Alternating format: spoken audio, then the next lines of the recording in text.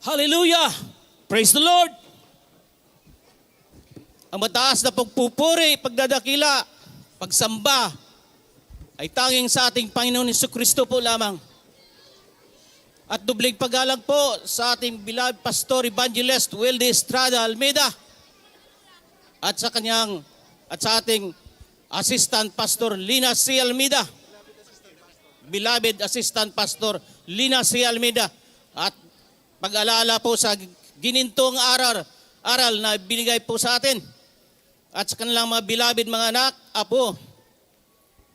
At ako po ay bumabati po sa inyo mga beloved kapatiran, mga beloved preacher, ordained preacher, choir, prayer warrior, instrumentalist, at sa lahat po ng mga naririto. Mga kapatid at sa mga bisita, welcome po. Mga minamahal, isa po ako sa inimbitahan po kanina magpatotoo dito. Mahirap po tumanggi sa mahal na Panginoon, kaya mga minamahal, kami po ay nagdanas po ng sobrang pagsubok sa aming buhay nung araw po minamahal. Kung titingnan ko po, buhay na walang pag-asa, buhay nga patapon, mga minamahal. Subalit, dakila ang Diyos, mapagmahal, nagdirinig ng mga dalangin, mga minamahal. Alam po ninyo minamahal, dati po akong seaman, subalit ako ay natigil ng 7 taon dahil sa mga pagsubok. At ang aking beloved asawa ay kontra sa akin dahil po sa aking pagsunod sa kalooban ng Diyos, sapagkat ang kanyang kahinaan po, minamahal, ay ayaw niyang magbibigay ko sa gawain ng mahal na Panginoon. Kaya ang aming buhay, minamahal, ay sobrang kahirapan, minamahal. Walang bihira ang araw, minamahal, nga hindi po kami magulo, minamahal. Minsan sa pagising pa lang, makikita mo, minamahal, yung nagniningas nga mata nga akala mo, apoy, minamahal. Gusto akong lapain, parang leon, minamahal, nang dahil sa walang masaing, minamahal. Pero dakila ang Diyos, tunay nga, minamahal, hindi ako nagpatinag po sa Kanya. Minsan po, minamahal, talagang maghihiwalayan na po kami. Hamunan talaga, minamahal. Hiwalay kong hiwalay. Dahil magulo na po ang aming buhay, minamahal. Kaya sagot niya, sige, hiwalay kong hiwalay. Pero subalit, minamahal, ang aking puso't isipan, sikretong dumadalangin sa mahal na Diyos. Ang sabi ko, huwag naman po, minamahal, ang aming anak, umiiyak, minamahal. Nagkukunwarela akong matapang sa hiwalayan. Kaya sulbarin mo po, minamahal, mahal na Panginoon. Kaya tunay, minamahal, ang Diyos ay nagdinig ng aking dalangin. Marami pong paraanan, hindi po kami nahiwalay.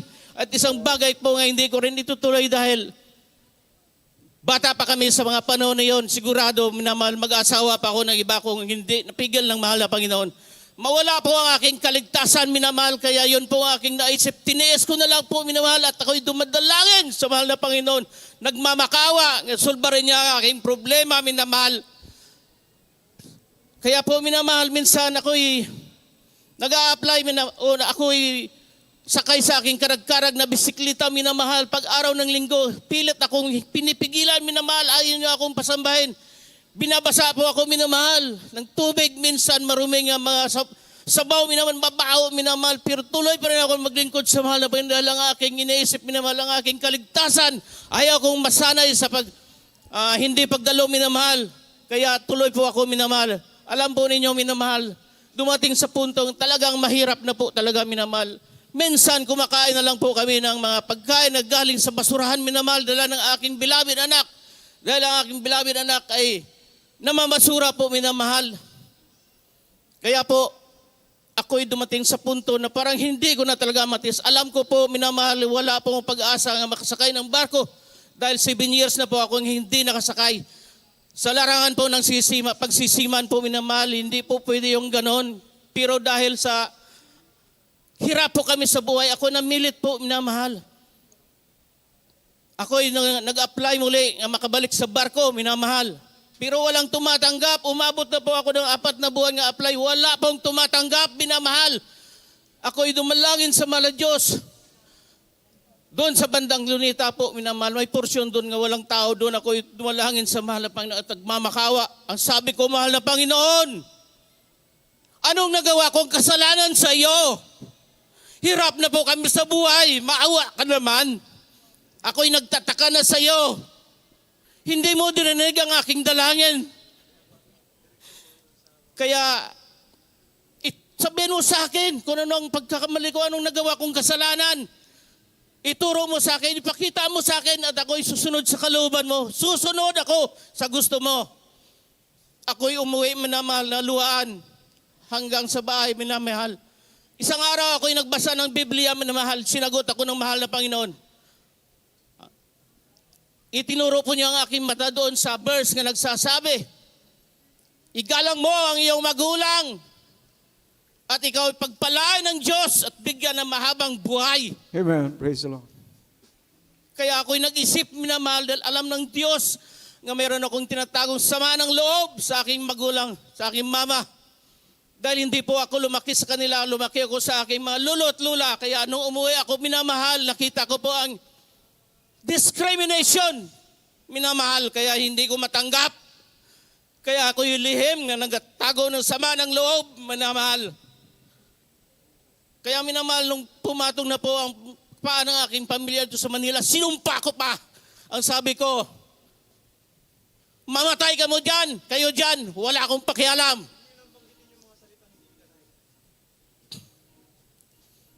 Kaya minamahal, dumating sa punto nga talagang naghihirap po kami, minamahal. 4 na buwan po ako nga nag-apply, minamahal, wala talaga. Subalit sa mga panahon na yon, minamahal, ako'y nagpakumbaba sa mahal na Panginoon at nagpakumbaba sa aking beloved mother. Ako'y tumawag sa kanya at kami po ay nagkwentuhan, naghalakhakan. Naramdaman ko po, minamahal, nga mayroong mabigat na umalis sa aking dibdib, minamahal. Kaya sa akto na yun, binamahal, dininig ako ng mahal na Panginoon. Hallelujah. Amen. Praise the Hindi Lord. ko po akalain nga, sapagkat sa panahon na yun po, minamahal, kahit walang tumatanggap po sa akin, minamahal, sa pagbabarko sa aking pag-apply. Pero hindi ako nawalan pag-asa dahil sa aking pananampalataya sa Diyos nga buhay. Amen. Patuloy ako nag-apply. Alam ko, walang tatanggap. Pero sa akto na yon, may lumapit po sa akin, Sir, subukan mo ito. Nabiro na lang po ako, minamahal. Pwede ba yung may edad dyan? Subukan mo lang kasi high rank talaga ngayon. Sa mga katuwid, minamahal, dinala ako doon at ako ay tinanggap, minamahal. Ang sabi sa akin, Sir, sige, bukas bumalik ka at ikaw ay pamedical namin. Magtanong po ako, minamahal, ano po ang inyong clinic? Sinabi po sa akin, alam ko na po, napaka-stricto doon, hindi po ako papasa dahil dati na po ako doon. Subalit, hindi po ako nawalan ng pag-asa, minamahal. Noong ako'y dumating sa bahay, ang sabi ko sa akin, beloved asawa, may tumanggap sa akin. Pero alam ko, hindi ako makasakay nito dahil may problema po ako sa mata. Ang aking mata nga kaliwa, hindi halos makakita, hindi makabasa po ito, minamahal. Subalit, walang imposible sa Diyos, sabi ko sa kanya. Yes, glory to God. Magpakumbaba ka at huwag mo nang kapuputan yung ating binibigay nga first fruit at tithes and offering. Kaya sekreto po, minamahal, nagbihis siya ng may kabanalan at sinabi na lang sa akin, ako'y nagpakumbaba na sa mga Diyos, nagmamakawa. Ang sabi niya, maglilingkod na po ako sa iyo, minamahal, mahal nga Panginoon. Pasakayin mo man ang aking beloved asawa. Yun lang po ang kanyang sinabi sa mahal na Panginoon. Nakiusap po siya, minamahal. At hanggang ngayon, naglilingkod talaga siya. Hanggang ngayon, diyan na po siya minamahal. Ngayon, minamahal, ganito po nangyari. Kinabukasan po, minamahal, ako'y bumalik sa opisina. Sinalubong po ako ng crewing manager. Ang sabi sa akin, Sir, kung ipamedical kita ngayon, sigurado hindi ka na makahabol. Baka meron kang medical nga luma dyan na pwede natin gamitin. Naalala ko po, minamahal, bago po ako nag-apply, nagpa-medical muna ako, sinigurado kung wala akong sakit. From top to bottom, pasado po ako doon, minamahal. Kaya po, minamahal, pagbalik ko, sige, maghintay ka ng 1 oras at ito ay i-email ko sa principal o sa may-ari ng barko. Pagbalik na ko ng 1 oras, minamahal, tanggap po ako, minamahal, ginawang emergency, minamahal. Hindi na po ako na medical dahil alam ng Diyos ko, kung i-medical ako, hindi ako papasa ng aking mata na ito. Kaya tuloy, minamahal, ako ay nakasakay ng barko. Ang sabi ko sa aking beloved asawa, sana, ang sabi mo, kung magbibigay ka, maghihirap tayo. Ito, magsusweldo ako ngayon ng $800. O, hasan yung sabi mo. Kaya hindi siya makakibo, minamahal. Minamahal nung matapos po ang kontrata, minamahal. Ako ay nag-isip, minamahal. Maliit ang aking sinisweldo, 4 po ang aming anak. Parang kulang. Kumuha ko anong board exam po, minamahal. Napakatagal na po ako nag-graduate, minamahal. 1982 pa, 2010 ako nagkuha ng board exam. Subalit, swerte pa, minamahal. Nakapasa po ako, minamahal. Hallelujah. Oh, glory to Praise God. the Lord. Glory to Jesus. Kaya po, minamahal. Ang sabi ko sa mahal na Panginoon, binigyan mo nga ako nito. Pero anong gagawin ko dito? Dahil yung aking mga kalaban ay mga bata, maliksi, malalakas. Ako may hina na, hindi naman mahina. Kaya lang, may katanda na. Eh kung maghintay pa ako ng mga 3 years bago ma-promote, ano na ako noon? Baka senior na. Kaya kung pwede, mahal na Panginoon, bigyan mo na lang ako ng chief engineer na makaunawa sa akin. Tunay minamahal. Binigyan po, pinadala po ako sa barko na nandun yung chief engineer. Madaling kausapin, minamahal. Hallelujah. Dahil mahirap po Praise mag-promote, the Lord. minamahal. Kung hindi kabisado ng chief engineer ang ipopromote niya, minamahal. Subalit sa Diyos, walang imposible. That's right. Tunay na Amen. hindi po siya Hallelujah. minamahal. Kaya minamahal. Pagtapos ng 1 buwan, ang sabi ko sa aking beloved asawa, nabigay mo na yung ating first fruit. Sabi niya, ngayon lang eh. Kaya minamahal, sabi ko, salamat. Pero maya-maya minamahal. May message na dumating sa akin. Ang sabi, congrats, Mr. Sotelo. You are promoted as 4th engineer. Kaya Praise po the Lord. minamahal ang aking Praise the sweldo Lord. nga 800, naging Thank you so much, $3,200 minamahal. Sapat na para paaral sa aking beloved mga anak. Alam po ninyo minamahal, mula noon, unti-unti na po kami pinagpala ng mahal na Panginoon. Ang aking beloved asawa ay nagtatapat sa paglilingkod sa mahal na Panginoon at inalis na po ang aming magulong buhay. Binigyan po kami ng bahay na bato. Binigyan din kami ng negosyo. At binigyan at pinatapos din ng mahal na Panginoon ang aking beloved anak. Ang sabi ko noon, hindi sila makapag-aral. Subalit, baliktad, binamahal, tunay ang mahal na Diyos ay nagdidinig ng mga dalangin, minamahal. Amen. Kaya po, minamahal nang matapos po ako sa pagbarko, after mga 6 na sakay, tumigil na po ako, minamahal, dahil ang aking beloved anak, nga dati namamasura, siya po ay nagiging sima na po, minamahal. Amen. Hallelujah. Kaya po, minamahal, pangalawang balik niya, ang sabi sa akin, Papa, bibili tayo ng sakyan. Sabi ko, sige. Siya ay bumili ng sakyan, minamahal, pero alam ko hindi po niya may nabigyan po ito yun. Hindi niya nabawasan para i-tithes on offering sapagkat hindi pa po siya naglilingkod ng totoo sa mahal na Panginoon. Sabi niya, wala na akong pera pa. After 1 buwan, minamahal, nagalis siya, sabi sa akin, Papa, sa iyo na lang yung sasakyan, ng Fortuner. Regalo ko na lang sa iyo. Tuwang-tuwa ako, minamahal. Pero ang problema, minamahal, ako'y nagkasakit. Simpleng sakit, minamahal, lagnat, pero inabot ako ng halos 3 linggo sa higaan. Ako'y nagpipray, naglilihans, nagpapasting, nagpapalihans, pero walang kagalingan, minamahal, ako'y nagtataka. Ang sabi ko, ano kayang nagawa ko? Iniisip-isip ko, minamahal, walang iba, dahil hindi nakunan ng tithes in offering.